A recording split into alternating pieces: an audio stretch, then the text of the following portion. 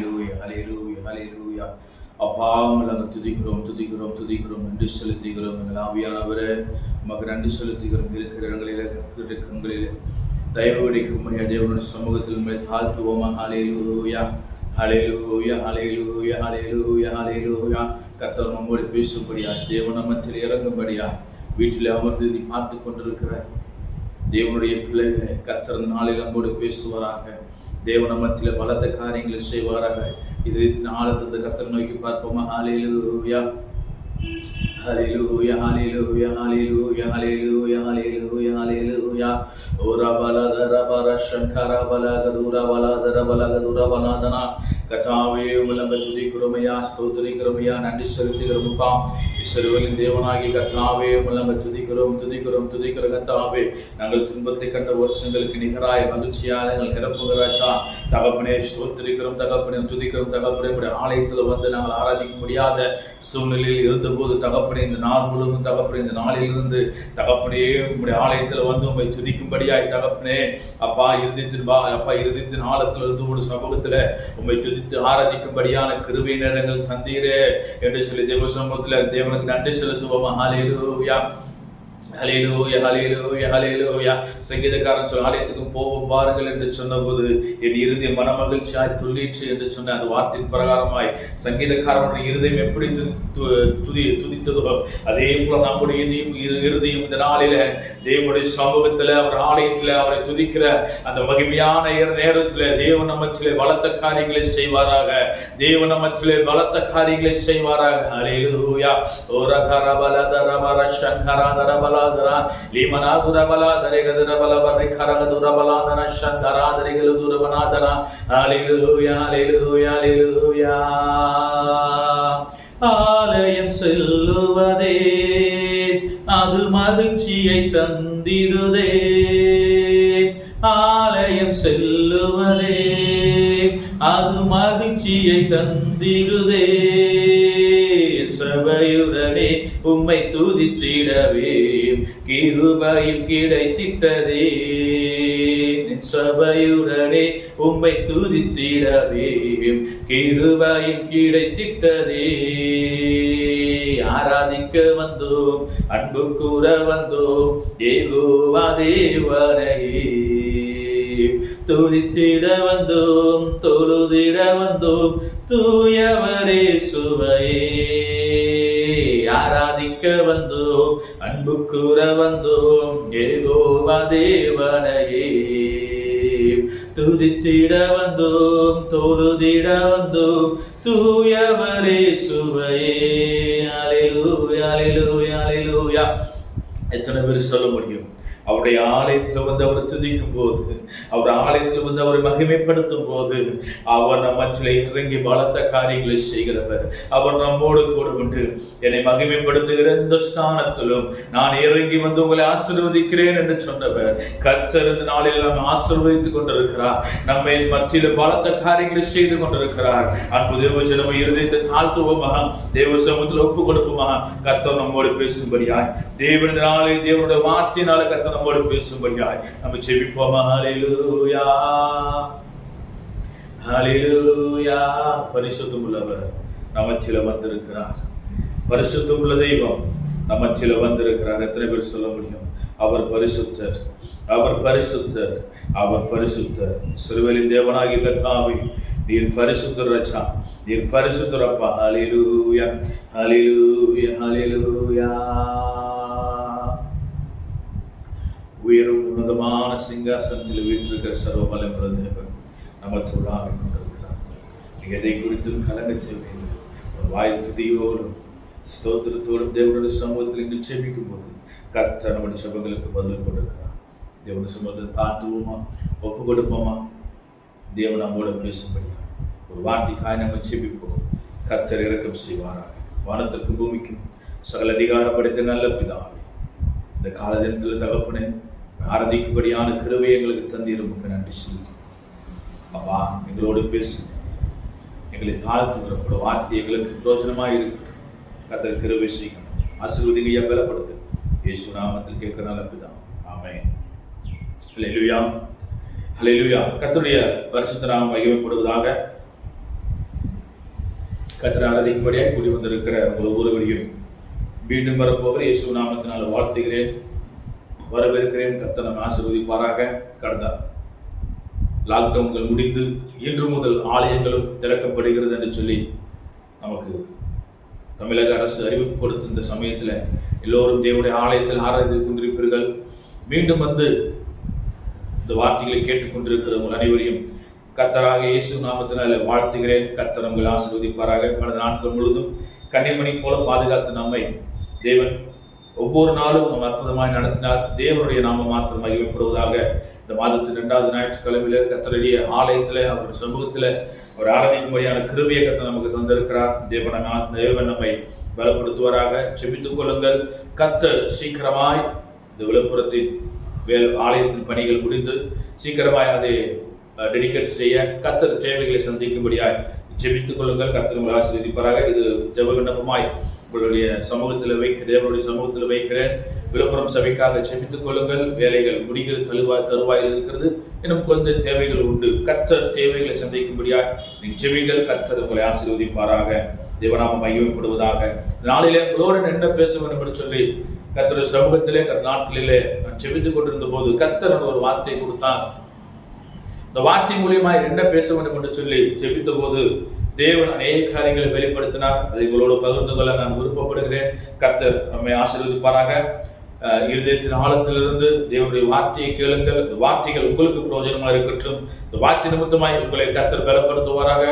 உங்களுடைய உறவினர்கள் கர்த்தர் பலப்படுத்துவாராக. உங்கள் மூலியமாய் சுவிசேஷங்கள் பரம்படியாய் கர்த்தர் காரியங்களை வைக்கப்படுவாராக. ஆமென். ஹல்லேலூயா, ஹல்லேலூயா. கர்த்தருடைய பரிசுத்த நாமம் மகிமைப்படுவதாக. மத்தேயு எழுதின சுவிசேஷ புத்தகம் அதனுடைய 4ஆம் அதிகாரம் அதனுடைய 17வது வசனம் இப்படியாய் சொல்லப்படுகிறது.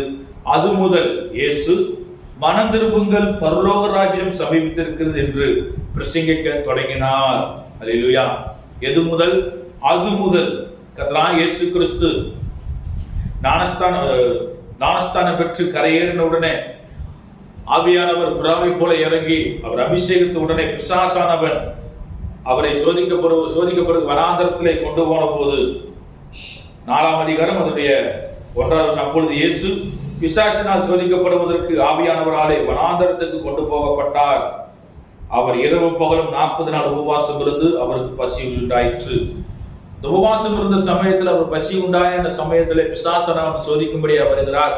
அந்த சோதனையிலே கர்த்தர் தேவனுடைய வார்த்தையை கொண்டு பிசாசை முறியடிக்கிறார். அதுக்கு பின்பு சொல்லப்படுகிற அவர் முதல் வார்த்தை மனம் திரும்புங்கள், பரலோக ராஜ்யம் சமீபத்திருக்கிறது என்று சொல்லி பிரசங்கிக்க தொடங்கினார் என்று சொல்லி நாம் பார்க்கிறோம். இதே வார்த்தை அதே மத்தேயு சுவிசேஷ புத்தகம் 3ஆம் அதிகாரம் 2வது வசனத்திலே யோவான் ஸ்நானகனை குறித்து கர்த்தர் முதலாய் வனாந்தரத்திலே கர்த்தருடைய வார்த்தை யூதாய வனாந்தரத்திலே கர்த்தருடைய வார்த்தையை அது மனம் திரும்புகிற வார்த்தையை யோவான் ஸ்நானகன் சொல்லுகிறார். மனம் திரும்புகள், பரலோக ராஜ்யம் சமீபித்திருக்கிறது என்று பிரசங்கம் பண்ணினார் என்று சொல்லி மத்தேயு 3ஆம் அதிகாரம் 2வது வசனத்திலே முதலாய் யூதா வனாந்தரத்திலே ஜனங்களை நோக்கி யோவான் ஸ்நானகன் பிரசங்கம் பண்ணுகிறார். மனம் திரும்புகள், பரலோக ராஜ்யம் சமீபித்திருக்கிறது என்று சொல்லி. அல்லேலூயா. அது மாத்திரமல்ல, அதற்கு பின்பு கர்த்தராகிய இயேசு கிறிஸ்து சோதனைக்கு பின்பு அவர் தன்னுடைய வாயிலிருந்து புறப்பட்ட முதல் வார்த்தை மனம் திரும்புங்கள், பரலோக ராஜ்யம் சமீபித்திருக்கிறது என்று சொல்லி. அல்லேலூயா, அல்லேலூயா. ஏனென்றால் வனாந்தரத்திலே யோவான் ஸ்நானகன் சொன்ன அதே வார்த்தையை கர்த்தர் மீண்டும் உறுதிப்படுத்துகிறார். தன் வாய்மொழி கொண்டு முதல் பிரசங்கமாய் முதல் வார்த்தையை சொல்லுகிறார், மனம் திரும்புங்கள், பரலோக ராஜ்யம் சமீபித்திருக்கிறது என்று சொல்லி. அல்லேலூயா. தேவன் சொல்லிவிட்டார். இந்த நாளிலே உங்களோடு நான் பேசும்படியா எடுத்துக்கொண்ட தலைப்பு பரலோக ராஜ்யம். இந்த பரலோக ராஜ்யம் கர்த்தரால் நியமிக்கப்பட்ட ஒரு ராஜ்யம். அவரை துதித்து அவரை ஆராதித்துக் கொண்டிருக்கிற அவருடைய சமூகத்தில் காத்திருக்கிற ஒவ்வொரு பிள்ளைகளையும் கர்த்தர் கொண்டு போய் சேர்க்கிற நித்திய ராஜ்யமாய் இருக்கிறது. அது ராஜ்யத்தில் பிரவேசிக்கும்படியான விதத்திலே எண்ணம் கொண்டு தேவனை துதித்து ஆராதித்துக் கொண்டிருக்கிறோம். கர்த்தர் இந்த எண்ணங்களை சீக்கிரமாய் நிறைவேற்றுவாராக. அவர் சீக்கிரமாய் வரப்போகிறார். அல்லேலூயா. அந்த பரலோக ராஜ்யத்திலே பிரவேசிக்க நாம் என்ன செய்ய வேண்டும்? தேவனுடைய பரிசுத்த நாமம் மகிமைப்படுவதாக. அந்த ராஜ்யத்துக்குள் பிரவேசிக்குவதற்கு நாம் என்ன செய்ய வேண்டும், என்ன தகுதி நமக்கு வேண்டும் என்று சொல்லி நம்ம பார்க்கும்போது ஒரு 3 விதமான காரியங்கள் மத்தியிலே சொல்ல நான் ஆசைப்படுகிறேன். ஒன்று, யாருக்கு பரலோக ராஜ்யம்? அந்த பரலோக ராஜ்யத்தில் பிரவேசிப்பதற்கு யார் அந்த பரலோக ராஜ்யத்தில் பிரவேசிப்பார்கள்? இரண்டாவது, அந்த பரலோக ராஜ்யத்தில் பிரவேசிப்பதற்கு நான் எப்படி இருக்க வேண்டும்? இரண்டாவது காரியம். மூன்றாவதாக, அந்த ராஜ்யத்துக்குள் பிரவேசிக்க நான் என்ன செய்ய வேண்டும்? இந்த மூன்று தலைப்புல உங்களோடு நான் பேச ஆசைப்படுகிறேன். கர்த்தர் காரியங்களை வாய்க்க பண்ணுவாராக. அல்லேலூயா. முதலாவது, யாருக்கு அந்த பரலோக ராஜ்யத்தில் பிரவேசிப்பதற்கு யார் அந்த பரலோக ராஜ்யத்தில் பிரவேசிப்பார்கள் என்று சொல்லி நாம் பார்க்கும்போது அதே வசனம் தான் சொல்லப்படுகிறது. முதல் வார்த்தை 3ஆம் அதிகாரம் 2வது, மனம் திரும்புங்கள் என்று சொல்லி. அல்லேலூயா. கர்த்தராகிய இயேசு கிறிஸ்து சொல்றார், மனம் திரும்புங்கள் என்று சொல்லி. யாருக்கு பரலோக ராஜ்யம்? மனம் திரும்பினவர்களுக்கு பரலோக ராஜ்யத்தை கர்த்தர் கொடுத்திருக்கிறார். அல்லேலூயா. ஏனென்றால் அவர் வந்து உடனே முதல் சொன்ன வார்த்தை, மனம் திரும்புங்கள், பரலோக ராஜ்யம் சமீபித்திருக்கிறது. நீங்கள் மனம் திரும்பும் போது, நீங்க மனம் திரும்பி தன்னுடைய பாவ வாழ்க்கையிலிருந்து வழிபட்டு நீ விலகி நிற்கும் போது அந்த பரலோக ராஜ்யத்திலே கர்த்தர் நம்மை கூட்டி சேர்க்க அவர் போதுமானவராக இருக்கிறார். அல்லேலூயா. தன்னுடைய பாவ வாழ்க்கையிலிருந்து மனம் திரும்ப வேண்டும், தன்னுடைய அக்கிரமத்திலிருந்து மனம் திரும்ப வேண்டும். தேவனுடைய அந்த சுவிசேஷம், ரட்சிப்பு என்கிற அந்த ரட்சிப்பை பெற்றுக்கொள்வதற்கு நாம் என்ன செய்யணும்? நம்முடைய பாவ வாழ்க்கையிலிருந்து மனம் திரும்ப வேண்டும் என்று சொல்லி கர்த்தர் விரும்புகிறார். அல்லேலூயா. ஏனென்றால் சொன்ன முதல் வார்த்தையை மனம் திரும்புங்கள். நாம் எதிலிருந்து மனம் திரும்ப வேண்டுமா? நம்முடைய பாவ வாழ்க்கையிலிருந்து மனம் திரும்ப. அப்படி நம் பாவ வாழ்க்கையிலிருந்து மனம் திரும்பி பரிசுத்தமா ஜீவிக்கும் போது அந்த பரலோக ராஜ்யத்திலே கர்த்தர் நம்மை கொண்டு போய் சேர்க்கிற தேவனா இருக்கிறார். நம்ம அழைத்து கொண்டு போக சீக்கிரமாய் வரப்போகிறார். அன்பு தேவ ஜனமே, இதை கேட்டுக் கொண்டிருக்கிற அன்பு தேவ ஜனமே, நீ மனம் திரும்பாமல் நான் மனம் திரும்பிட்டேன் என்று சொல்லி நீங்கள் எண்ணிக்கொண்டிருக்கலாம். ஏதோ ஒரு சில பாவங்கள் உங்களுக்குள்ள இருக்கலாம், ஒரு சில காரியங்கள் தேவனுக்கு பிரியமில்லாத காரியங்கள் ஏதாவது இருக்கலாம். தேவனுடைய சமூகத்தில் இந்த நாளில் நீங்க ஒப்பு கொடுங்க, கர்த்தர் உங்களை ஆசீர்வதிப்பாராக.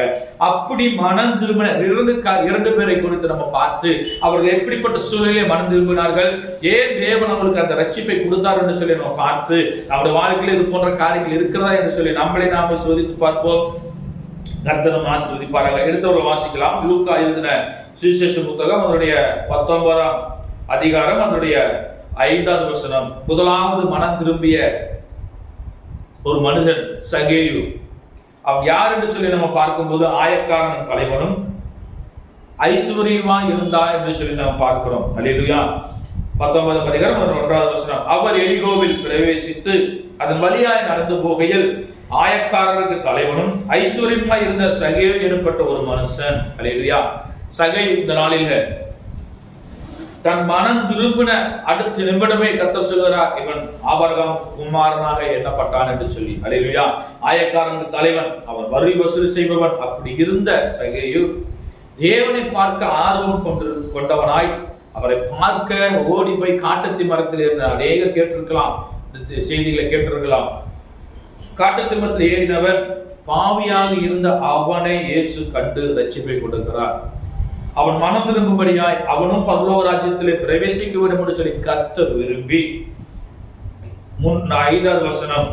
இயேசு அந்த இடத்தில் வந்தபோது அண்ணாந்து பார்த்து அவனை கண்டு, சகேயுவே, நீ சீக்கிரமாய் இறங்கி வா, இன்றைக்கு நான் உன் வீட்டிலே தங்க வேண்டும் என்றான். அவன் சீக்கிரமாய் இறங்கி சந்தோஷத்தோடு அவர் அழைத்துக் கொண்டு போனான். அதை கண்ட யாவரும் இவர் பாவியான மனுஷனிடத்தில் தங்குபடி போனார் என்று முறுமுறுத்தார்கள். அல்லேலூயா. யாரிடத்தில் போறாரா? பாவிகளை தேடி கர்த்தராகிய இயேசு கிறிஸ்து வந்தார். நீதிமானை தேடி வரல, பாவிகளை தேடி வந்தார். ஏனடா அந்த பாவத்தில் அவன் மரித்து விட்டால் என்னுடைய பரலோக ராஜ்யத்தில் அவன் பிரவேசிக்க மாட்டான், நரகம் என்கிற நித்திய ஆக்கினிக்கு கடந்து போவான் என்று சொல்லி ஒவ்வொரு மனிதனுடைய பாவத்தை கர்த்தராகிய இயேசு கிறிஸ்து சிலுவையிலே சுமந்து தீர்த்தான். ரத்தத்தினால நம்ம செயல்படுத்திருக்கிறோம். அந்த பெரிதான ரட்சிப்பை அந்த நாட்களிலே சகேயு ஆயக்காரனுக்கு தலைவனாக இருந்தார். வரி வசூல் செய்தார், கொடுமையான வரி வசூல் செய்திருக்கலாம். ஆனாலும் அவன் ரட்சிப்பை அந்த மனம் திரும்பின உடனே அவன் சொல்லுகிற ஒரு வார்த்தை 8வது வசனம். சகேயு நின்று கர்த்தரை நோக்கி, ஆண்டவரே, என் ஆஸ்திகளில் பாதியை ஏழைகளுக்கு கொடுக்கிறேன். நான் ஒருவனிடத்தில் எதையாகிலும் அநியாயமாய் வாங்கினது உண்டானால் நாளத்தனையாய் திரும்ப செலுத்துகிறேன் என்றான். அல்லேலூயா. மனம் திரும்புவது மாத்திரமல்ல, தன்னுடைய பாவத்தை அறிக்கை இடுகிறான். தன் பாவத்தை அறிக்கையிட்டு தேவனுக்கு முன்பாக அறிக்கையிட்ட உடனே கர்த்தர் சொல்கிறார், இயேசுவை நோக்கி, இன்றைக்கு இந்த வீட்டுக்கு ரட்சிப்பு வந்தது, இவனும் ஆபிரகாமுக்கு குமாரனா இருக்கிறானே என்று சொல்லி கர்த்தர் அவனுக்கு ஒரு பெரிதான ரட்சிப்பை ராஜ்யத்திலே கர்த்தர் அவனுக்கு ஒரு இடத்தை கர்த்தர் ஆயத்தப்படுத்தினார் என்று சொல்லி நாம் பார்க்கிறோம். அன்பு தேவஜனமே, சகேயு ஆயக்காரனுக்கு தலைவன், பாவியாய் இருந்த மனுஷனை தேடி கர்த்தராகிய இயேசு கிறிஸ்து சகேயை தேடி வருகிறார். அவனுக்கு ரட்சிப்பை கொடுத்த போது, அந்த மனம் திரும்புதல் அவனை அடைந்த போது, அவன் இருதயத்தில் எடுத்த முதல் தீர்மானம், என் ஆஸ்திகளில் பாதியை ஏழைகளுக்கு கொடுக்கிறேன் என்று சொல்லி. அல்லேலூயா. இந்த நாட்களிலே கர்த்தர் உங்களோடு பேசுவாராக. நீங்க எதையாகிலும் அநியாயமாய் ஒரு தேவனுக்கு பிரியமில்லாத பாவங்கள் ஏதாவது இருக்கும் என்று சொன்னால் இந்த நாளில நீங்க ஒப்பு கொடுங்க. கர்த்தர் வரை ஆசீர்வதிப்பாராக. அது மாத்திரமல்ல, நான் ஒருவனிடத்தில் எதையாகிலும் அநியாயமாய் வாங்கினதுண்டானால், பாருங்க, நான் ஒருவனிடத்தில் ஏதாவது அநியாயமா நான் வாங்கி இருந்தேன்னா அதை ஒண்ணு இல்லை, நான் நாளத்தானே திருப்பி தருகிறேன் என்று சொல்லி தேவனுடைய சமூகத்தில் தன்னுடைய பாவங்களை, தன்னுடைய காரியங்களை அறிக்கையிட்ட உடனே கர்த்தர் சொல்கிறார், இவனும் ஆபிரகாமுக்கு குமாரன் என்று சொல்லி அவன் பரலோக ராஜ்யத்துல கர்த்தர் அவனை ராஜ்யத்துல அவனையும் கர்த்தர் இணைக்க தேவன் கிருபை செய்தார் என்று சொல்லி நாம் பார்க்கிறோம். அல்லேலூயா. அவர் பாவியான மனிதன் சொல்லி வந்தார், மனம் திரும்புங்கள் என்று சொல்லி. யாருக்கு பரலோக முதலாவது மனம் திரும்புவதற்கு இந்த பரலோக ராஜ்யத்திலே கர்த்தர் இடத்தை கொடுக்கிறார். சகேயு மனம் திரும்பினார், பரலோக ராஜ்யத்திலே கர்த்தர் அவரை கூட்டி சேர்த்தான். தனக்கு உண்டான எல்லாவற்றையும் ஏழைகளுக்கு கொடுத்து நாளத்தனையாய் திரும்பி தன்னுடைய பாவத்தை அறிக்கையிட்டு பெரிதான ரட்சிப்பை பெற்று முழு மனிதனாய் நின்ற போது அவனும் ஆபிரகாமுக்கு குமாரனாய் இருந்தான் என்று சொல்லி பார்க்கிறோம். அல்லேலூயா. இரண்டாவது ஒருவனை குறித்து நம்ம பார்க்கும்போது, கர்த்தராகிய இயேசு கிறிஸ்து சிலுவிலே அறையப்படுகிற இந்த நேரத்தில் சொல்லுகிறான். லூக்காவின் சுவிசேஷ புத்தகம் 23ஆம் அதிகாரம் அதனுடைய 42வது வசனம். இயேசு அவனை நோக்கி, ஆண்டவரே, இயேசுவை நோக்கி, ஆண்டவரே, நீர் உம்முடைய ராஜ்யத்தில் வரும்போது அடியேனை நினைத்தருளும் என்றான். யார் என்று சொல்லி பார்க்கும்போது ஒரு குற்றவாளி. கர்த்தராகிய இயேசு கிறிஸ்து சிலுவையிலே அழைத்து கொண்டு போன சமயத்தில் 2 குற்றவாளிகளை அழைத்து கொண்டு போகிறார்கள். அதில் ஒரு குற்றவாளி தான் சொல்லுகிறான், இயேசுவை நோக்கி, ஆண்டவரே, நீர் உம்முடைய ராஜ்யத்தில் வரும்போது அடியேனை நினைத்தருளும் என்று சொல்லி. இந்த வார்த்தை சொல்லுவதற்கு என்ன நடந்தது என்று சொல்லி நாம் பார்க்கும்போது, அதனுடைய 39வது வசனத்திலிருந்து நம்ம வாசிக்கும் போது, அன்றியும் சிலுவையில் அறையப்பட்டிருந்த குற்றவாளியில் ஒருவன், நீ கிறிஸ்துவானால் உன்னையும் எங்களையும் ரட்சித்துக்கொள் என்று அவரை இகழ்ந்தான். கர்த்தராகிய சிலுவையில் அறையப்பட்ட நடுவில் நிற்கிற இந்த பக்கம் அந்த பக்கமும் 2 பேர் சிலுவையில் அறைந்திருக்கிறார்கள். அதில் ஒருவன் சொல்லுகிறான், நீர் கிறிஸ்துவானால் உன்னையும் எங்களையும் ரட்சித்துக்கொள் என்று அவரை இகழ்ந்தான் என்று சொல்லி ஒரு குற்றவாளி சொல்கிறான். ஆனால் இன்னொரு குற்றவாளி, மற்றவன் அவரை நோக்கி இல்ல, அந்த குற்றவாளி நோக்கி, நீ இந்த ஆக்கினிக்கு உட்பட்டவனாய் இருந்தும் தேவனுக்கு பயப்படுறது இல்லையா? நாமோ நியாயப்படி தண்டிக்கப்பட்டிருக்கிறோம், நாம் நடப்பித்தவைகளுக்கு தக்க பலனை அடைகிறோம், இவரோ தகாததொன்றையும் நடப்பிக்கவில்லையே என்று அவனை கடிந்து கொண்டான். அல்லேலூயா. இந்த குற்றவாளி மற்றொரு குற்றவாளியை சொல்கிறார், நாம் செய்த தவறுக்காக இந்த தண்டனை நமக்கு கிடைத்திருக்கிறது, ஆனால் இவரோ ஒரு தவறும் செய்யவில்லை, இவர் தகாததொன்றையும் நடப்பிக்கவில்லை என்று சொல்லி அவனை கடிந்து கொண்டான். அவனை கடிந்து கொண்ட உடனே அவனுக்கு தெரிந்து விட்டது, நாம் மரிக்க போகிறோம், நான் பாவ வாழ்க்கையில் இருந்திருக்கிறேன், நான் பாவம் செய்திருக்கிறேன், நான் அநேக குற்றங்களை செய்திருக்கிறேன் என்று சொல்லி அந்த குற்றவாளி நினைத்திருக்கலாம். நினைத்த உடனே அவன் ஆண்டவரை நோக்கி சொல்கிறான், ஆண்டவரே, நீர் உம்முடைய ராஜ்யத்திலே வரும்போது அடியேனை நினைத்தருளும் என்றான். உடனே இயேசு சொல்லுகிறார், இயேசு அவனை நோக்கி, இன்றைக்கு நீ என்னுடனே கூட பரதீசில் இருப்பாய் என்று மெய்யாகவே உனக்கு சொல்லுகிறேன் என்றார். அல்லேலூயா. கர்த்தருடைய பரிசுத்த நாமம் மகிமைப்படுவதாக. இந்த சிலுவையில கூட கர்த்தர் ஒரு ரட்சிப்பை, ஒரு மனம் திரும்புதலை ஒரு குற்றவாளிக்கு கொடுக்கிறார். ஏனென்றால் அவர் ஒரு தவறும் செய்யவில்லை, தகாதது ஒன்றும் செய்யவில்லை. அந்த இடத்துல ஒரு குற்றவாளி அவரை இகழ்ந்தான். ஒரு குற்றவாளி அவரை இகழ்ந்தவனை நம் நியாயப்படி நாம் செய்த தவறுகளுக்காக நாம் தண்டனை அனுபவித்திருக்கிறோம், ஆனால் இவர் ஒரு தவறும் செய்யவில்லை என்று சொல்லி அவனுக்கு தெரிந்து விட்டது, நான் மரிக்க போகிறேன், இந்த சமயத்தில் எனக்கு என்ன, நான் பாவியா இருக்கிறேன் என்று சொல்லி அவன் நினைத்த உடனே அவன் மனம் திரும்புகிறான். கர்த்தர் அந்த ரட்சிப்பை அவனுக்கு கொடுக்கிறான். இந்த சிலுவையிலும் கூட அந்த குற்றவாளிக்கு கர்த்தர் அந்த ரட்சிப்பை கொடுக்கிறார். நீ இன்றைக்கு என்னுடன் கூட பரதேசில் இருப்பாய் என்று சொல்லி. ஹல்லேலூயா.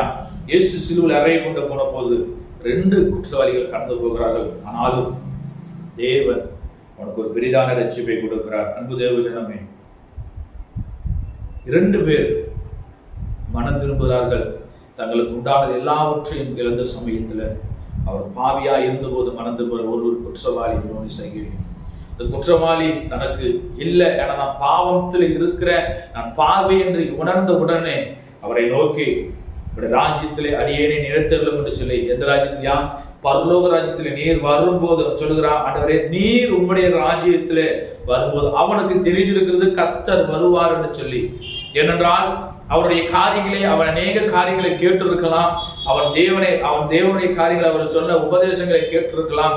அவன் கேட்ட உடனே அவன் அந்த நிமிடத்தில் சொல்கிறது, உம்முடைய ராஜ்யத்தில் வரும்போது நீர் வருவீர் என்று சொல்லி நிச்சயித்து அவன் கேட்டபோது அடியேனை நினைத்தருளும் கர்த்தர் அவனை அந்த பெரிதான ரட்சிப்பிலே கர்த்தர் வழி நடத்தினார் என்று சொல்லி பார்க்கிறோம். அல்லேலூயா.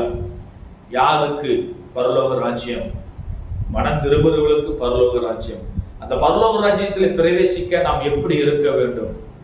மனம் திரும்பியாச்சு, ரட்சிக்கப்பட்டாச்சு, ஞானஸ்தானம் எடுத்தாச்சு, அபிஷேகம் பெற்றாச்சு, நான் இனி எப்படி இருக்க வேண்டும் என்று சொல்லி நம்ம பார்க்கும்போது எளிமையா இருக்க வேண்டும். மத்தேயு எழுதின சுவிசேஷ புத்தகம் அதனுடைய 5ஆம் அதிகாரம் 3வது வசனம், ஆவியிலே எளிமையுள்ளவர்கள் வாக்கியவான்கள், பரலோக ராஜ்யம் அவர்களுடையது என்று சொல்லி. ஹல்லேலூயா. 2வது நம்ம பார்க்கிற தலைப்பு எப்படி இருக்க வேண்டும்? மனம் திரும்பிட்ட, பாவ மன்னிப்பை நான் பெற்றுட்டேன், ஞானஸ்தானம் எடுத்துட்டேன், அபிஷேகம் பெற்றுட்டேன், நான் எப்படி இருக்க வேண்டும்? ஆவியில் எளிமையுள்ளவர்களா இருக்க வேண்டும். நாங்கள் எல்லாம் தெரியும் என்று சொல்லி பெருமை பாராட்டக்கூடாது, எளிமையாக இருக்க வேண்டும். அதுதான் கர்த்தர் சொன்ன அந்த பிரசங்கம் 3வது வசனம், 5ஆம் அதிகாரம் 3வது வசனம், ஆவியில் எளிமையுள்ளவர்கள் பாக்கியவான்கள், பரலோக ராஜ்யம் அவர்களுடையது என்று சொல்லி. ஹல்லேலூயா. எப்படியா? ஆவியில் எளிமையா இருக்க வேண்டும். மனம் திரும்பினால் மட்டும் போதுமானது அல்ல. ஞானஸ்தானம் எடுத்து ஆவியானவர் அபிஷேகம் பெற்ற உடனே ஒரு சிலருக்கு ஆவியானவர் எடுத்து பயன்படுத்துகிற விதத்தை பார்க்கும்போது அவர்களுக்கு பெருமை வந்து விடுகிறது. தேவன் பெருமைக்கு எதிர்த்து நிற்கிறார். அன்பு தேவ ஜனமே, பெருமையாக இருக்கக்கூடாது, தாழ்மையாக இருக்க வேண்டும், எளிமையா இருக்க வேண்டும். எளிமையா இருக்கும்போது கர்த்தர் நம்மை ஆசீர்வதிக்கிற தேவனா இருக்கிறார். ஹல்லேலூயா. அப்படி தன்னுடைய வாழ்க்கையிலே தான தர்மங்களை பண்ணி பெருமையா இல்லாதபடி ஏழ்மையாய் தன்னை தாழ்த்தி தேவனுக்கு முன்பாய் இருந்த ஒரு மனிதனை குறித்து நம்ம பார்த்து, அவன் எப்படிப்பட்ட சூழ்நிலையில தேவனுக்கு பிரியமா இருந்தால் நாமும் எப்படி இருக்க வேண்டும் என்று சொல்லி நம் தியானித்து கடந்து போக கர்த்தரை ஆசீர்வதிப்பாராக. அப்போஸ்தலர் நடபடிகள் 10ஆம் அதிகாரம் அதனுடைய 1வது வசனத்திலிருந்து, இத்தாலியா பட்டாளம் எனப்பட்ட பட்டாளத்திலே 100க்கு அதிபதியாக கொர்நேலியு என்னும் பேர் கொண்ட ஒரு மனுஷர் செசரியா பட்டணத்தில் இருந்தான். அல்லேலூயா. இந்த நாளிலே எப்படி இருக்க வேண்டும்? எளிமையா இருக்க வேண்டும் என்கிற காரியத்துல ஆவில் எளிமையுள்ளவர்கள் பாக்கியவான்கள், அவர்கள் பரலோக ராஜ்யம் அவர்களுடையது என்று சொன்னது வார்த்தையின் மூலமாய் எளிமையா இருக்க வேண்டும் என்கிற காரியத்துல பார்க்கிறது. கொர்நேலியு அவரை குறித்து அநேகர் நீங்கள் கேள்விப்பட்டிருக்கலாம். நாளில தேவன் நம்மோடு அவர் எளிமையா இருந்தார். அவன் 100க்கு அதிபதி. அவன் நினைத்திருந்தால் எப்படிப்பட்ட சூழ்நிலையும் அதிகாரத்துக்கு உட்பட்டவன் யாராக இருந்தாலும் தன்னை அடிமைப்படுத்துகிற சூழ்நிலை அவன் எப்படிப்பட்ட ஏழ்மையாய் தாழ்மையாய் இருந்தார் என்று சொல்லி பார்க்கிறோம். 2வது வசனம், அவன் எப்படிப்பட்டவனாய் இருந்தார் என்று சொல்லி பார்க்கிறோம். அவன் தேவ பக்தி உள்ளவனும் தன் வீட்டார் அனைவரோடும் தேவனுக்கு பயந்தவனுமாய் இருந்து ஜனங்களுக்கு மிகுந்த தர்மங்களை செய்து எப்பொழுதும் தேவனை நோக்கி ஜெபம் பண்ணி கொண்டிருந்தான். அல்லேலூயா. இப்படியா? அவன் தேவ பக்தி உள்ளவன், 2வது தேவனுக்கு பயந்தவன், தர்மங்களை செய்தவன், ஜெபம் பண்ணி கொண்டிருந்த 4 காரியத்துல அவன் 100க்கு அதிபதி தான். அவன் பெருமையா இருக்கலாம், நான் தான் என்று சொல்லி ஆணவமா இருக்கலாம். ஆனால் அவன் அப்படிப்பட்டவனா இல்லை, ஏழ்மையாய் அந்த எளிமையான காரியத்திலே உண்மையா இருந்தான் என்று சொல்லி பார்க்கிறோம். அல்லேலூயா. தேவபக்தி உள்ளவன் 1வது, அது மாத்திரம் 2வது தேவனுக்கு பயந்தவன், 3வது தான தர்மங்களை, ஏழைகளுக்கு தான தர்மங்களை செய்தவன், 4வது ஜெபம் பண்ணி கொண்டிருந்தவன். கர்த்தருடைய நாமம் மகிமைப்படுவதாக. 4 காரியத்திலே அவன் ஒரு நாள் கூட பெருமை பாராட்டவில்லை. அவன் எளிமையான காரியங்களை செய்தான். அதான் சொல்ல, ஆவிலே எளிமையுள்ளவர்கள் பாக்கியவான்கள். கொர்நேலியு அந்த ஆவி எளிமையாய் இருந்த நிமித்தமாய் அவன் பாக்கியவானா எண்ணப்பட்டார். அந்த இடத்துல தேவ தூதன் தரிசனமாகி பேதுருவை அழைக்கும்படி சொல்கிறார். 3வது வசனம், 3வது வசனம், 4வது வசனம், அவனை உற்று பார்த்து பயந்து, ஆண்டவரே என்ன என்றான். அப்பொழுது அவன், உன் ஜெபங்களும் உன் தர்மங்களும் தேவனுக்கு நினைப்பூட்டுதலாக அவர் சந்நிதியில் வந்து எட்டி இருக்கிறது. அல்லேலூயா. இந்த வார்த்தை சொன்ன உடனே அவன் பெருமை பாராட்டலாம் இல்ல, அவன் தாழ்மையாய் எளிமையாகவே இருந்தான். அந்த தான தர்மங்கள் தேவனுடைய சமூகத்தில் வந்து எட்டியது என்று சொன்ன உடனே அவன் வந்து எட்டி இருக்கிறது என்று சொல்லி அடுத்த வசனம், இப்பொழுது நீ யோப்பா பட்டணத்துக்கு மனுஷரை அனுப்பி பேதுரு என்று மறுபேறு கொண்ட சீமோனை அழைப்பி என்று சொல்லி தேவதூதன் தரிசனமாகி கொர்நேலியுவுக்கு, 100க்கு அதிபதியாக இருந்த கொர்நேலியுவுக்கு தரிசனமாகி தூதன் சொல்கிறான், நீ பேதுருவை அழைக்கும்படியாய், நீ பேதுருவை அழைத்துக் கொண்டு வா என்று சொல்லி அவன் சொன்ன உடனே உன்னுடைய தான தர்மங்கள் தேவனுடைய சமூகத்தில் வந்து எட்டி இருக்குது என்று சொல்லி. அல்லேலூயா. அவன் எப்படிப்பட்ட சூழ்நிலை இருந்திருக்கிறார் என்று சொல்லி பாருங்க. தேவனுக்கு பயந்தவன். அவன் எளிமையுள்ளவர்களாய் இருந்தார். அந்த எளிமையான காரியங்களை செய்தார். தன்னுடைய தான தர்மங்கள் யாருக்கும் தெரியவில்லை, ஆனால் கர்த்தர் பார்த்து கொண்டிருந்தார். அந்த கர்த்தர் பார்த்து கொண்டிருந்த சமயத்திலே தேவதூதன் இறங்கி நீ பேதுருவை அழைக்கும்படியாய் அழைக்கிறார். கொர்நேலியு ஒரு நாள் கூட பெருமை பாராட்டாமல் தேவனுடைய வசனத்தை கீழ்ப்படிந்திருந்தார் என்று சொல்லி பார்க்க. 33வது வசனம், அதே அதிகாரம் அப்போஸ்தலர் 10:33 அவன் சொல்லுகிறான், அந்தபடியே நான் உடனே உம்மிடத்தில் ஆள் அனுப்பினேன். நீர் வந்தது நல்ல காரியம். தேவனால் உமக்கு கட்டளையிடப்பட்ட யாவையும் கேட்கும்படிக்கு நாங்கள் எல்லோரும் இப்பொழுது இங்கே தேவ சமூகத்திலே கூறியிருக்கிறோம் என்றார். அல்லேலூயா. பேதுருவை அழைத்து கொண்டு வந்த பின்பு தேவதூதன் சொன்ன எல்லா காரியத்தையும் பேதுருவுக்கு வெளிப்படுத்துகிறார். பேதுருக்கு வெளிப்படுத்தின உடனே அங்கு அவனுடைய வீட்டிலே அநேக ஜனங்கள் கூடி வந்திருக்கிறார்கள். தன்னுடைய சொந்தக்காரர்கள் எல்லாரும் கூடி வந்திருக்கிற அந்த சமயத்திலே சொல்லுகிறான், எளிமையா சொல்லுகிறான், இப்பொழுது இங்கே நாங்கள் எல்லோரும் இப்பொழுது இங்கே தேவ சமூகத்தில் கூடியிருக்கிறோம் என்றான். அல்லேலூயா. எதுக்கா? உம்மிடத்தில் தேவனால் உமக்கு கட்டளையிடப்பட்ட யாவையும் கேட்கும்படி. அல்லேலூயா. தேவனுடைய வார்த்தையை கேட்கும்படி தன்னுடைய உறவினர்கள், தன்னுடைய சொந்த எல்லாவற்றையும் கூட்டி சேர்த்து தேவ சமூகத்திலே காத்திருக்கிறான். எத்தனை நாளா? பேதுரு வரும் வரை காத்திருக்கிறார்கள். பேதுரு வந்த உடனே சொல்லுகிறார், தேவன் பட்சபாதம் உள்ளவர் அல்ல என்று. அல்லேலூயா. தேவன் எல்லோருக்கும் அவர் தெய்வம்தான். கொர்நேலியு தன்னுடைய தான தர்மங்கள் தேவனுக்கு பிரியமாய் நடந்து எளிமையாய் இருந்து அவனை கர்த்தர் ஆசீர்வதிக்கிறார். வசனத்தை கேட்கும்படி தேவசமூகத்திலே கூடியிருக்கிறார்கள். பேதுரு வரும் வரை கூடியிருக்கிறார்கள், காத்திருக்கிறார்கள். அவர்கள் பெருமை இல்லை, எளிமையாக இருக்கிறார்கள். அதான் ஆவியில் எளிமையுள்ளவர்கள் பாக்கியவான்கள். நீ எளிமையா இருக்கும்போது, நீ பெருமை பாராட்டும் தேவனுக்கு முன்பாக நீ எளிமையா இருக்கும்போது கர்த்தர் நம்மை ஆசீர்வதிப்பார். 44வது வசனம், இந்த வார்த்தைகளை பேதுரு பேசிக் கொண்டிருக்கையில் வசனத்தை கேட்டவர்கள் யாவர் மேலும் பரிசுத்த ஆவியானவர் இறங்கினார். அல்லேலூயா. ஆவியானவர் இறங்கி அவர்களை அபிஷேகத்தினாலே வழிநடத்தினார். அந்த அபிஷேகத்துக்கு முன்பாகவே கொர்நேலியு தேவனுக்கு பயந்தவனாய், தேவனுக்கு பயபக்தி உள்ளவனாய், தான தர்மங்களை செய்கிற ஜெபம் பண்ணுகிறவனாய் இருந்தான். அபிஷேகம் பெற்ற போது அவன் இன்னும் தன்னை தாழ்த்துகிறான், இன்னும் தன்னை எளிமைப்படுத்துகிறான், தேவனுக்கு உண்மையாய் இருக்கிறார். கர்த்தர் அவரை ஆசீர்வதிக்கிறார். கொர்நேலியுவை கர்த்தர் பரலோக ராஜ்யத்தில் சேர்க்கும்படியான கிருபையை, வழியை கர்த்தர் அவருக்கு ஏற்படுத்தி கொடுத்தார். அல்லேலூயா. எப்படி இருக்க வேண்டுமா? எளிமையுள்ளவர்களா இருக்க வேண்டும். நம்மை தாழ்த்த வேண்டும். தேவனுக்கு பயந்து இருக்க வேண்டும். தேவனுக்கு பிரியமில்லாத காரியங்களை ஒரு நாளும் நாம் செய்யக்கூடாது. கர்த்தர் நம்மை ஆசீர்வதிப்பாராக. அவன் 100க்கு அதிபதியாக இருந்த போது கூட தனக்கு பெருமை வரவில்லை. அவன் அதிகாரத்துக்கு உட்பட்டவனாக இருந்த தனக்கு பெருமை வரவில்லை. அவன் ஏழ்மையா தன்னை தாழ்த்தி தேவனுக்கு ஒப்பு கொடுத்தான். அவன் தாழ்மையா இருக்க வேண்டும். ஆவில் எளிமையுள்ளவர்கள் பாக்கியவான்கள், பரலோக ராஜ்யம் அவர்களுடைய. கொர்நேலியு தாழ்மையா இருந்தான், எளிமையா இருந்தான். தன்னுடைய தான தர்மங்கள் யாருக்கும் வெளிப்படுத்தவில்லை. தேவன் அதை பார்த்து அபிஷேகத்தினாலே நிரப்பினார் என்று சொல்லி நாம் பார்க்கிறோம். அல்லேலூயா. கர்த்தர் நம்மை ஆசீர்வதிப்பாராக. மூன்றாவதாக, நம் பரலோக ராஜ்யத்தில் பிரவேசிக்க என்ன செய்ய வேண்டும்? அல்லேலூயா. மத்தேயு 5ஆம் அதிகாரம் அதனுடைய 10வது வசனம்.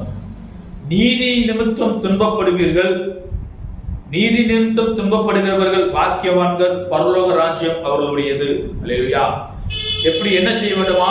நீதி செய்ய வேண்டும். அந்த நீதி செய்யும் போது உனக்கு துன்பம் வரும். அந்த துன்பத்திலும் நீ துன்பத்தை சகித்துக் கொண்டிருக்கும் போது பரலோக ராஜ்யம் உங்களுடையதாக இருக்கிறது. உண்மையாய் இருக்க வேண்டும். தேவன் கொடுத்த பொறுப்பில் உண்மையாய் நீதி செய்ய வேண்டும். நீதி செய்யும் போது துன்பம் வரும். அதை பொறுத்து கொண்டு அமைதியாக இருக்கும் போது பரலோக ராஜ்யத்திலே கர்த்தர் நம்மை கொண்டு போய் சேர்க்கிறார். அது மாத்திரமல்ல, 11:12 சொல்ல போகும்போது, என் நிமித்தம் உங்களை நிந்தித்து துன்பப்படுத்தி பலவித தீமையான மொழிகளை உங்கள் பேர் பொய்யாய் சொல்லுவார்களானால் பாக்கியவான்களாக இருப்பீர்கள், சந்தோஷப்பட்டு களி கூறுங்கள், பரலோகத்திலே உங்கள் பலன் மிகுதியாக இருக்கும். உங்களுக்கு முன்னிருந்த தீர்க்கதரிசிகளும் அப்படியே துன்பப்படுத்தினார்களே. அல்லேலூயா. மூன்றாவதாய் என்ன செய்ய வேண்டும்? நீதி செய்ய வேண்டும். அந்த நீதி செய்கிறதிலே உண்மையா இருக்க வேண்டும். அந்த நீதி செய்கிறதிலே உண்மையா இருக்கும் போது நமக்கு துன்பங்கள் வரும், பாடுகள் வரும். அதை சகித்துக் கொண்டு நிற்கும் போது பரலோக ராஜ்யத்திலே பிரவேசிக்க கர்த்தர் நம்மை புறப்பட்டுக் கொண்டிருக்கிறார் என்று சொல்லி நாம் அறிந்து கொள்ளலாம். துன்பம் வருகிறதா? ஒரு காரியம் செய்யும் போது, சுவிசேஷம் சொல்லும் போது உனக்கு துன்பம் வருகிறதா? கவலைப்படாத. கர்த்தர் பரலோக ராஜ்யத்துல கர்த்தர் உனக்கு இடம் ஆயத்தமாக்கி கொண்டிருக்கிறார். நீ துன்பப்படலையா? உனக்கு துன்பம் வரலையா? கஷ்டம் வரலையா? பாடுகள் வரலையா? அப்படி யோசிக்க வேண்டும். நான் ஏதோ ஒன்று செய்யாமல் இருக்கிறேன், என் தேவனுக்கு என்று ஏதோ ஒன்று செய்யாமல் இருக்கிறேன், அந்த பரலோக ராஜ்யத்தில் பிரவேசிப்பதற்கு நான் ஒன்றும் செய்யாமல் இருக்கிறேன் என்று சொல்லி நீங்க யோசிக்கும் போது ஆவியானவர்களோடு கூட பேசுவார். நீங்கள் செய்ய வேண்டியது ஒரே ஒரு காரியம், நீதி நிமித்தம் துன்பப்படுகிறவர்கள் பாக்கியவான்கள், பரலோக ராஜ்யம். எதிர்த்த நீதி செய்யும் போது, சுவிசேஷம் என்று நீதியை, தேவனுடைய அந்த வார்த்தையை மற்றவர்களுக்கு சொல்லும் போது நமக்கு துன்பம் வரும்.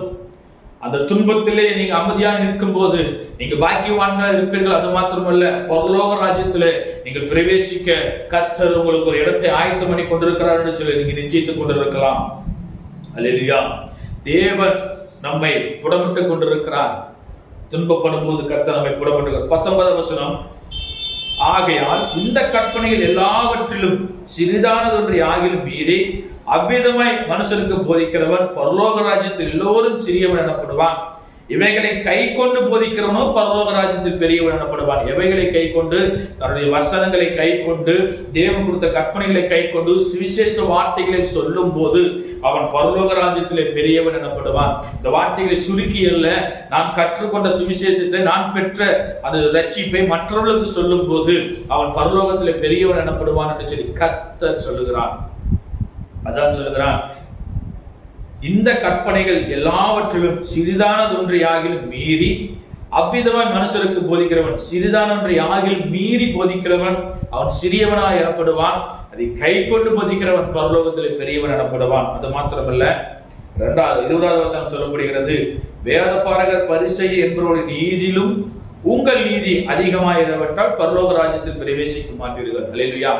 அவங்களுடைய நீதி காட்டில் நம்முடைய நீதி அதிகமாக இருக்க வேண்டுமா? கர்த்தர் சொன்ன வார்த்தை. அவர்களுடைய நீதியை காட்டில் நம்முடைய நீதி அதிகமாக இருக்கும் போது பரலோக ராஜ்யத்திலே கர்த்தர் நம்மை கொண்டு போய் சேர்க்கிற தேவனாக இருக்கிறார். எப்படியா? நம்முடைய நீதி செய்கிறதிலே உண்மையா இருக்க வேண்டும். நாம் செய்கிறதிலே உண்மையா இருக்க வேண்டும். நமக்கு கொடுத்த பொறுப்பிலே உண்மையா இருக்க வேண்டும். தேவன் நம்ம அழைத்த அழைப்பிலே நாம் உண்மையா இருக்க வேண்டும். ஏனோதானம் என்று சொல்லி சுற்றி திரிகிறதுக்காய் கர்த்தர் நம்ம அழைக்கவில்லை. அவருடைய சுவிசேஷ வார்த்தைகளை சொல்லும்படியாய், அவருடைய பரிசுத்த அந்த பரலோக ராஜ்யத்திலே ஒரு கூட்டத்தை ஆயத்தப்படுத்தும்படியாக கர்த்தர் நம்ம அழைத்திருக்கிறார். நாம் செய்ய வேண்டியது நீதியின் நிமித்தம். நீதி செய்யும் போது நமக்கு துன்பம் வரும். அந்த துன்பத்தை சகித்துக் கொண்டிருக்கும் போது பரலோக ராஜ்யத்தில் கர்த்தர் நம்மை கொண்டு போய் சேர்ப்பார். அல்லேலூயா. அப்படி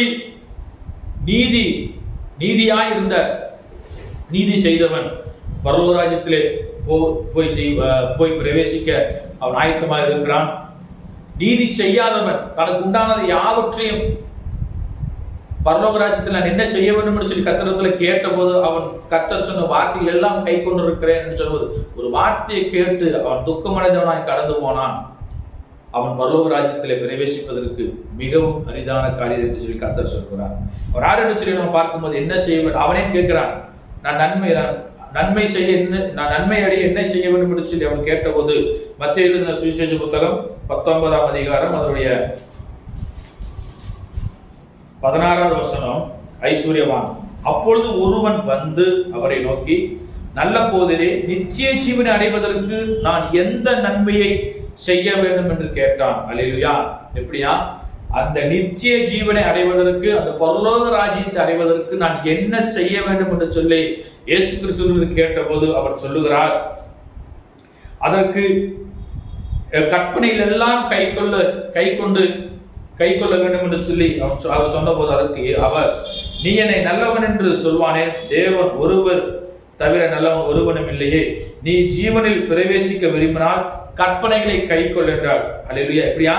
நீ ஜீவனில் பிரவேசிக்க வேண்டும் என்று சொன்னால், அந்த நித்திய பரலோக ஜீவனில் பிரவேசிக்க வேண்டும் என்று சொன்னால் கற்பனைகளை கை கொள்ள வேண்டும் என்று சொல்லி அவன் சொல்லுகிறான். அவரை நோக்கி எவைகள் என்று கேட்டான். அதற்கு இயேசு, கொலை செய்யாதிருப்பாயாக, விபச்சாரம் செய்யாதிருப்பாயாக, களவு செய்யாதிருப்பாயாக, பொய் சாட்சி சொல்லாதிருப்பாயாக, உன் தகப்பனையும் உன் தாயும் காண, உன்னிடத்தில் நீ அன்பு கூறுவது போல பிறனிடத்திலும் அன்பு கூறுவாயாக என்பவைகளே என்றான்.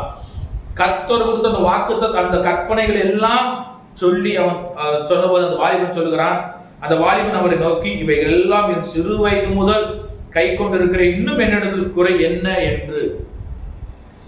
எப்படியா? என்னிடத்தில் குறை என்ன, என்ன செய்ய வேண்டும் என்று சொல்லி நமக்கு நீதி செய்ய வேண்டும். அந்த நீதிக்குத்தான் கர்த்தர் இந்த வார்த்தையை கொடுத்தார். ஐஸ்வர்யவான், நான் என்ன நன்மை, நித்திய ஜீவன் அடைவதற்கு என்ன நன்மை செய்ய வேண்டும் என்று சொல்லி போது கற்பனைகள் எல்லாம் கற்பனை எல்லாம் கைக்குள்ள ஆண்டவரே, மீதி என்ன என்கிட்ட குறை இருக்குது என்று சொல்லி கேட்ட போது கர்த்தர் சொல்கிறார். அதற்கு இயேசு 21வது வசனம்,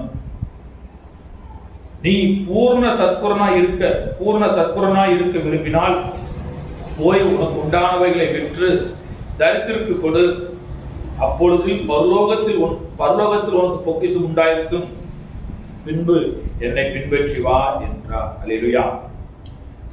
அவன் எல்லாம் நான் கை கொண்டிருக்கிறேன், வேற என்ன எனக்கு குறை இருக்குன்னு சொன்னபோது கர்த்தர் சொல்லுகிறான், உனக்கு உண்டானது எல்லாவற்றையும் விற்று ஏழைகளுக்கு கொடு என்று சொல்லி அவர் சொன்னபோது அவன் ஐஸ்வர்யவனாய் இருந்தது நிமித்தமாய் அந்த பரலோக ராஜ்யத்திலே பிரவேசிப்பதற்கு நாம் என்ன செய்ய வேண்டும்? எனக்கு என்று சேர்த்து வைக்காமல் இல்லாதவர்களுக்கு கொடுத்து உதவுங்கள், கர்த்தர் உங்களை ஆசீர்வதிப்பார். அப்படித்தான் இந்த இடத்துல சொல்ல, நீ பூர்ண சத்குரனா இருக்க விரும்பினால் போய் உனக்கு உண்டானவைகளை விற்று தரித்திற்கு கொடு, அப்பொழுது பரலோகத்தில் உனக்கு பொக்கிஷம் உண்டாயிருக்கும், பின்பு என்னை பின்பற்றி வா என்றார்.